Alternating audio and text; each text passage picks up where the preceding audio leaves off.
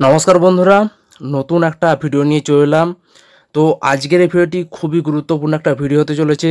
তোমরা যারা যারা 2022-এ টেট পাস ক্যান্ডিডেট রয়েছো, তোমরা অবশ্যই ভিডিওটি কোনো রকম স্কিপ না করে সম্পূর্ণ দেখবে। অনেক কিছু ইনফরমেশন এই ভিডিওর মাধ্যমে পেয়ে যাবে।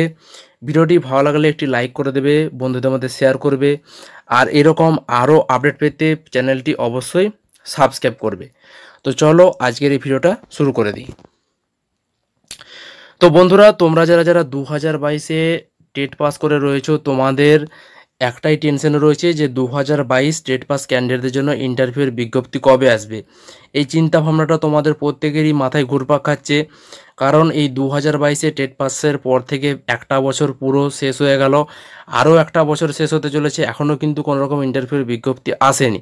তাই তোমরা প্রত্যেকে টেনশনে রয়েছো এবং তোমাদের এই যে ইন্টারভিউর বিজ্ঞপ্তি আসেনি তার পেছনে প্রধান যে দুটি বাধা ছিল, সেই বাধাগুলি হচ্ছে, একটা হচ্ছে 2022-এর রিক্রুটমেন্ট প্রক্রিয়া এবং আরেকটা ছিল 2020-22 ডিএলের মামলা। তো এই দুটো কারণে কিন্তু 2022 টেট পাসদের জন্য কিন্তু কোনো রকম ইন্টারভিউর বিজ্ঞপ্তি আসেনি। এবার এই দুটো বাধার সাথে আরও একটা নতুন বাধা অ্যাড হয়েছে, সেটা হচ্ছে ওবিসি সার্টিফিকেট বাতিল মামলা। তো এই ওবিসি সার্টিফিকেট বাতিল মামলার কারণেও কিন্তু নতুন ইন্টারভিউর বিজ্ঞপ্তি আসছে না। তো এবার খুশির খবরটা কি, এই ওবিসি সার্টিফিকেট বাতিল মামলা নিয়ে কিন্তু একটা খুশির খবর উঠে আসছে। তো তোমাদের 2022-এর রিক্রুটমেন্ট প্রক্রিয়া এবং 2020-22 ডিএলএড মামলা নিয়ে এর আগে তোমাদেরকে আপডেট এই চ্যানেলের মাধ্যমে তোমাদেরকে দিয়েছি। 2022-এর যে রিক্রুটমেন্ট প্রক্রিয়া সেটা বর্তমানে এখনও চলছে, সেটার পুরোপুরি রিক্রুটমেন্ট প্রক্রিয়া শেষ হয়নি এবং রিক্রুটমেন্ট প্রক্রিয়া শেষ হওয়ার পরেই কিন্তু পর্ষদের তরফ থেকে ইন্টারভিউর বিজ্ঞপ্তি জারি করে দেওয়া হবে, এটা কিন্তু পর্ষদ সভাপতি গৌতম পালবাবু তিনি কিন্তু জানিয়েছেন। এবার বর্তমানে ওই ওবিসি সার্টিফিকেট বাতিল মামলাটা কিন্তু একটা বড় বাধা হয়ে দাঁড়িয়েছে, কারণ এই ওবিসি সার্টিফিকেট বাতিল মামলাটার পরেই কিন্তু রাজ্য সরকার সমস্ত নিয়োগ প্রক্রিয়া স্থগিত করে দিয়েছে, সমস্ত পরীক্ষা এবং নিয়োগ প্রক্রিয়া স্থগিত করে দিয়েছে, যার কারণে কিন্তু ইন্টারভিউর বিজ্ঞপ্তি আসতেও দেরি হচ্ছে। তো তোমাদেরকে এবার বলে রাখি, এই যে ওবিসি সার্টিফিকেট বাতিল মামলাটা, এই মামলাটা কলকাতা হাইকোর্টের তরফ থেকে বিচারপতি রাজাশেখর মান্তা তিনি কিন্তু নির্দেশ দিয়েছেন যে 2010 সালের পর থেকে কোনো ওবিসি সার্টিফিকেটের বৈধতা নেই, সমস্ত ওবিসি সার্টিফিকেট কিন্তু বাতিল, এমনটা কিন্তু তিনি রায়দান দিয়েছেন। প্রায় 5 লক্ষ ওবিসি সার্টিফিকেট কিন্তু বাতিল হয়েছে।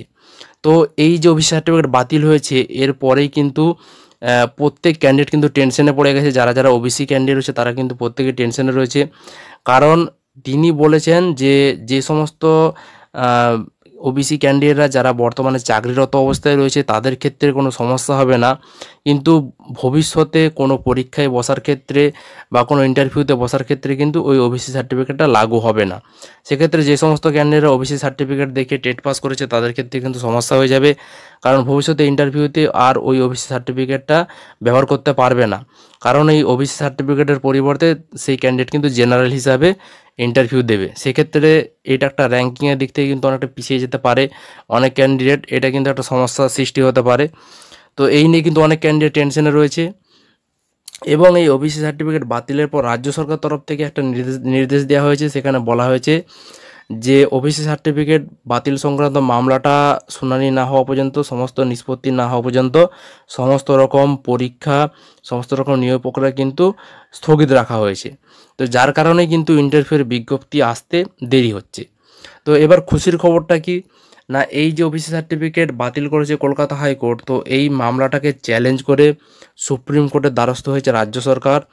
তো গত 18/6/2024 এই তারিখে কিন্তু কলকাতা হাইকোর্টে রায়টাকে চ্যালেঞ্জ করে রাজ্য সরকার সুপ্রিম কোর্টে কিন্তু কেস ফাইল করেছে, এই মামলাটাকে নিয়ে কিন্তু কেস ফাইল করেছে এবং এর ফলে যেটা আশা করা যাচ্ছে সুপ্রিম কোর্টে কিন্তু দ্রুত এই মামলাটা নিষ্পত্তি হয়ে যাবে, কারণ রাজ্য সরকার এখানে কিন্তু রাজ্য সরকার পুরো মামলাটার গুরুত্বটা বোঝাবে সুপ্রিম কোর্টে গিয়ে, কারণ এই মামলাটার জন্যে, এই ওবিসি সার্টিফিকেট বাতিল হওয়ার জন্যে কিন্তু রাজ্যের সমস্ত নিয়োগ প্রক্রিয়া, সমস্ত পরীক্ষা স্থগিত রয়েছে, তাই মামলাটার গুরুত্ব কিন্তু যথেষ্ট বেশি।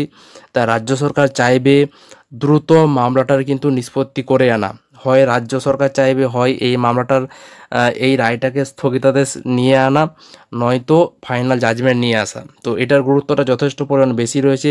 তো সেটা সুপ্রিম কোর্টে যথেষ্ট বোঝাবে, রাজ্য সরকার তরফ থেকে গুরুত্বটা বুঝিয়েই কিন্তু দ্রুত পদক্ষেপ নেবে।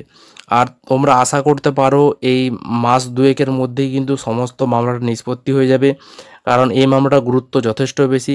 কারণ ওই ওবিসি সার্টিফিকেট বাতিল হওয়ার দরুন কিন্তু অনেক নিয়োগ প্রক্রিয়া স্থগিত হয়ে রয়েছে, তাই যথেষ্ট গুরুত্বটা বেশি। তাই রাজ্য সরকারও চাইবে মাস দুয়েকের মধ্যেই সমস্ত মামলাটা নিষ্পত্তি করে নিতে।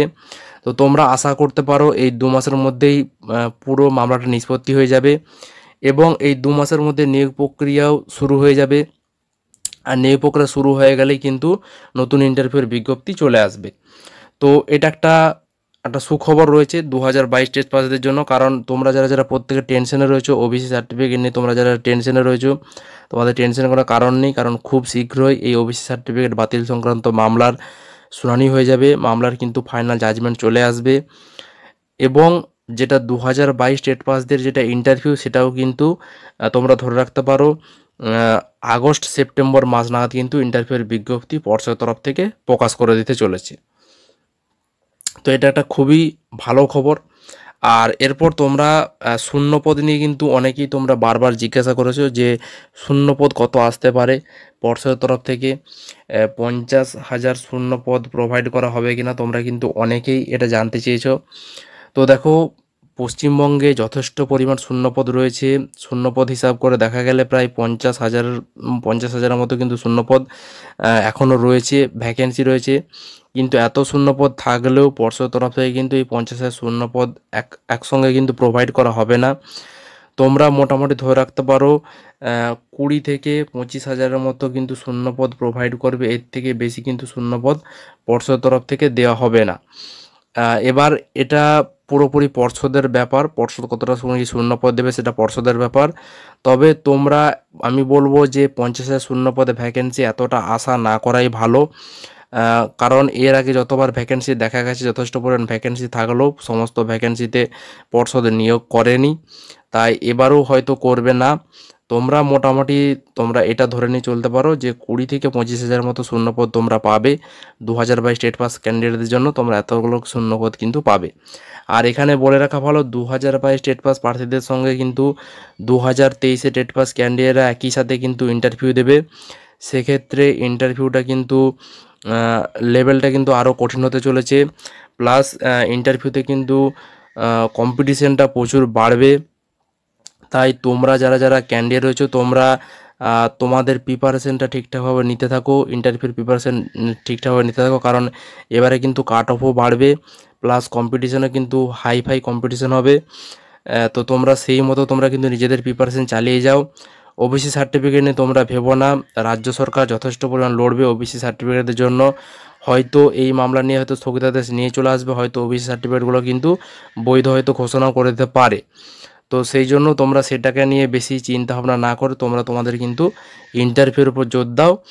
কারণ একবার কিন্তু চান্স মিস হয়ে গেলে তোমরা কিন্তু চান্স নাও পেতে পারো, কারণ কম্পিটিশনটা কিন্তু প্রচুর হতে চলেছে। তো এই ছিল আপডেট। এই বিষয়ে তোমাদের কারো কোনো মতামত থাকলে অবশ্যই তোমরা ভিডিওর কমেন্ট বক্সে কমেন্ট করে জানাবে। ভিডিওটি ভালো লাগলে লাইক করে বন্ধুদের শেয়ার করবে। আজকের মতো এই পর্যন্তই, ধন্যবাদ।